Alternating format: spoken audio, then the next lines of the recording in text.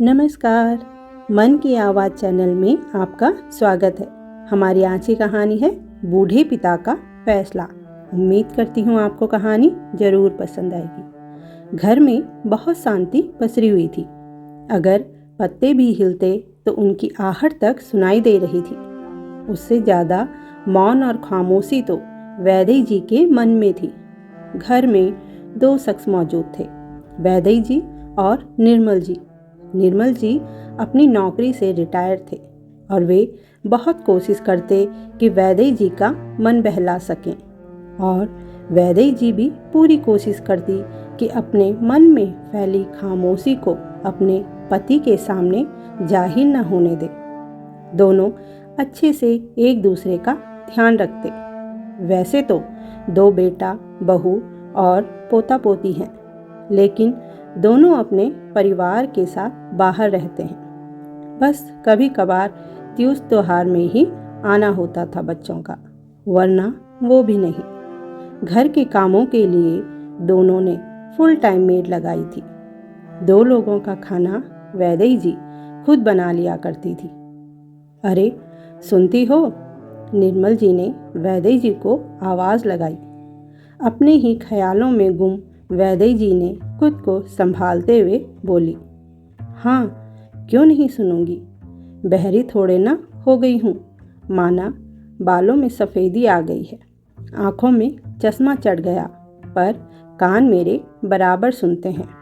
बोलो क्या कह रहे थे? चलो थोड़ा बाजार की तरफ चलते हैं। तुम्हें कुछ सामान चाहिए था ना? लिस्ट बना ली कि बनानी है?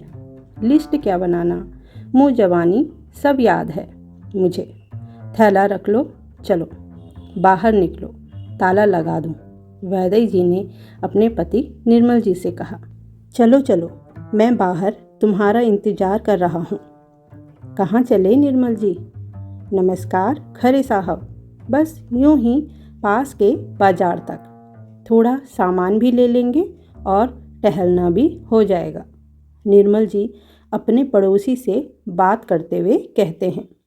दोनों बाजार की तरफ निकल पड़ते हैं। दोनों घर का सामान लेते हैं। वैदई जी सभी सामान को चेक करते हुए कहती हैं, चलो सामान तो सब ले लिया, 1 मिनट ठहरो। तुम्हारे लिए तुम्हारी पसंद की मिठाई तो लेना भूल गई मैं लेकर 2 मिनट में आती हूँ। अरे कहाँ रोड क्रॉस करती फिरोगी? गाड़ियों की तेज रोशनी में वैसे भी तुम्हारी आंखें चौंधिया जाती हैं। छोड़ो, रहने भी दो। वैदई जी बिना निर्मल जी की बात सुने मिठाई लेने चली जाती हैं। सुनती कहाँ है किसी की, मानेंगी थोड़ी ही।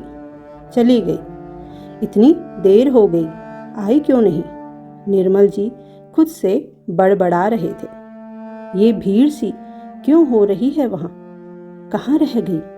फ़ोन लगाता हूँ, पता नहीं क्या लेने लगी।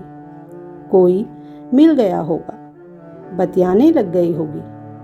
परेशान करके रख दिया है मुझे। चलो फ़ोन तो उठाया। हेलो, ये किसकी आवाज़ है? इनके फ़ोन पर कौन बोल रहे हो भाई? भाई साहब, ये एक्सीडेंट हो गया है इन मैडम का। इनके हाथ में ये फ़ोन है। सुनते ही निर्मल जी दौड़ पड़े। सामने खून में लथपथ वैदई जी पड़ी थी, हाथ में मिठाई का पैकेट, आंखें खुली। इससे ज़्यादा देखने की हिम्मत नहीं बची थी निर्मल जी में। होश खोकर बेसुध हो गए। जब होश आया तब तक सब कुछ खत्म हो चुका था। पुलिस, डॉक्टर अपने अपने प्रश्न लिए खड़े थे। निर्मल जी कभी उधर देखते तो कभी इधर। डॉक्टर ने आहिस्ता आहिस्ता सच्चाई से रूबरू करवाया, पर वो तो जैसे रो भी नहीं पा रहे थे। कुछ समझ नहीं आ रहा। कान जैसे बंद हो गए, सन्नाटा सा पसर गया हो। जैसे अपने अंदर कितना दुख, कितना खालीपन लिए चली गई वैदेही। निर्मल जी सोच सोच दुखी हो रहे थे। अपने जीते जी वैद्य जी नेत्रदान का संकल्प ले चुकी थी। हमेशा दूसरों को कुछ न कुछ देने की इच्छा रखने वाली जाते जाते अपने आंखें भी दान कर गई। उनकी मर्जी अनुसार उनके नेत्र एक नवयुवक पीयूष को लगाए गए। वो ऑपरेशन के पहले अपनी पत्नी का हाथ थामे मुझसे मिलने आए। पैरों में झुका तो निर्मल जी ने कलेजे से लगा लिया। अलग सा स्पर्श लगा, जोर से भींच लिया और उनका आंसुओं का रुका बांध टूटकर बह निकला। मेरा पता, फ़ोन नंबर भी उन लोगों ने ले लिया। रिश्तेदारों को बुलाने के लिए कहा। किसे बुलाऊं? बेटे तो पहले ही निर्मुखी हो गए थे। तब भी जैसे तैसे बेटों को फ़ोन लगाया। बड़े बेटे ने तो साफ कह दिया कि इतनी जल्दी छुट्टी नहीं मिलेगी, छोटे को बुलाकर क्रियाक्रम कर डालो। छोटा बेटा आया और अंतिम क्रियाक्रम के बाद वापस लौट गया। अब निर्मल जी बिल्कुल अकेले रह गए। काम वाली आती और निर्मल जी के खाना वगैरह सब बना देती। कुछ दिन बाद बड़े बेटे का फ़ोन निर्मल जी के पास आया। पिताजी कि इन लोगों को छुट्टी नहीं मिल पा रही है। जब छुट्टी मिलेगी तब ही आ पाएंगे। आप अपना ध्यान रखना। बच्चों का यूं केवल औपचारिकतापूर्ण बातों से निर्मल जी का हृदय अत्यंत विचलित सा हो गया। निर्मल जी को आज बेचैनी सी हो रही थी। हल्के बदन दर्द के साथ उन्हें बुखार चढ़ गया था। रह रहकर वैदेही जी का चेहरा याद आ रहा था। वैदेही होती तो मेरे लिए अभी दवा लेकर आती। बच्चों से उनका मन क्षीण हो चुका था, जिनके लिए रात दिन एक करके उनको पढ़ाया लिखाया, आज वो अपनी दुनिया में मस्त है। सोच सोचकर उनकी आंख लग गई। अगली सुबह सूरज की रोशनी चारों तरफ फैल गई। निर्मल जी गहरी सांस लेकर उठे। अचानक दरवाजे की घंटी बजी। इतनी सुबह कौन होगा? काम वाली को तो इतनी सुबह नहीं आती। बहुत मुश्किल से निर्मल जी बिस्तर से उठे। कौन है? कहते हुए जैसे ही दरवाज़ा खोला तो पहचान नहीं पाए। सामने एक पति पत्नी खड़े थे। दिमाग पर जोर दिया तो याद आया, इसी लड़के को वैदेही जी ने आंखें लगाई थी। उसकी आंखों को हसरत भरी नज़रों से देखते देखते आंसू बहते चले गए। दोनों ने मुझे प्यार से बैठाया, आंसू पोंछे, पानी पिलाया और बोले, आपने हम दोनों की ज़िंदगी की सबसे बड़ी खुशी दी है।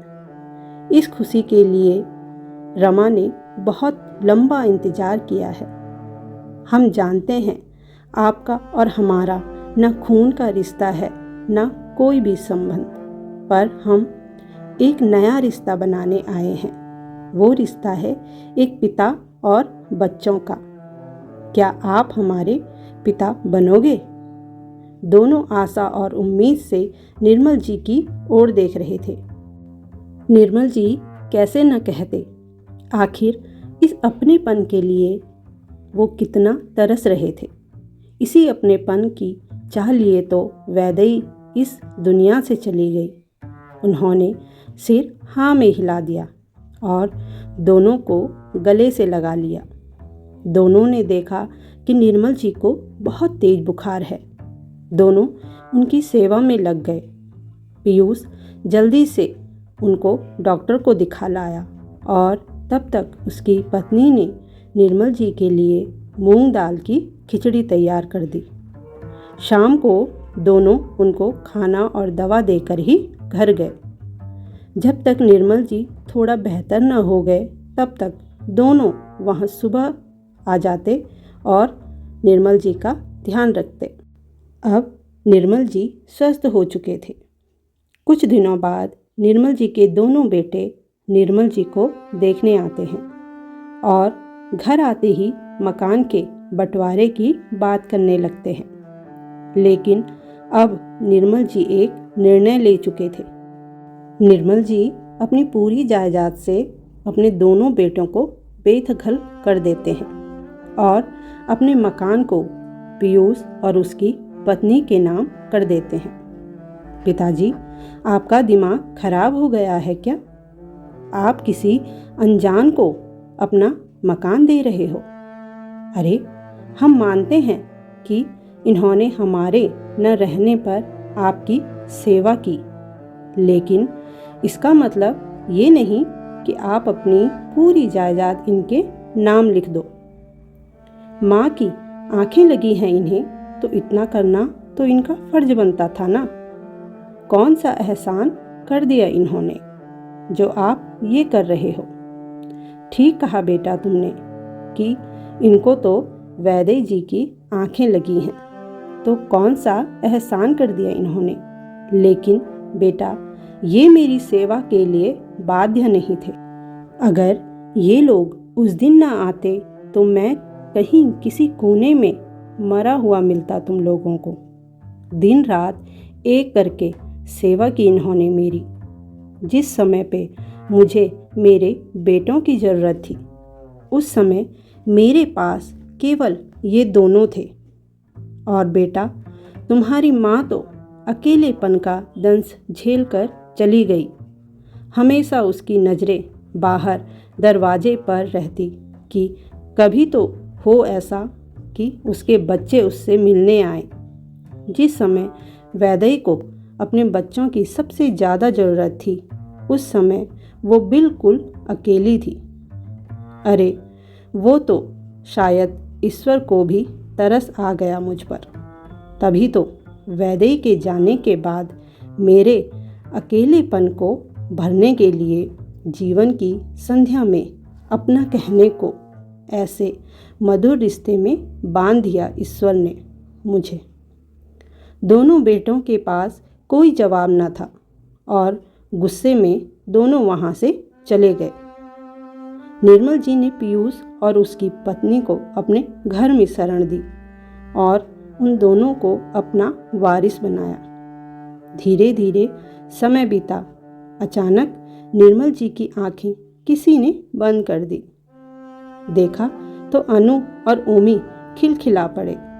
दादाजी, कहाँ खो जाते हो? चलो, मम्मी पापा खाने पर आपका इंतज़ार कर रहे हैं। और निर्मल जी चल पड़े अपने बच्चों के साथ। धन्यवाद दोस्तों। कहानी पसंद आई हो तो कमेंट, लाइक, चैनल को सब्सक्राइब जरूर करिएगा।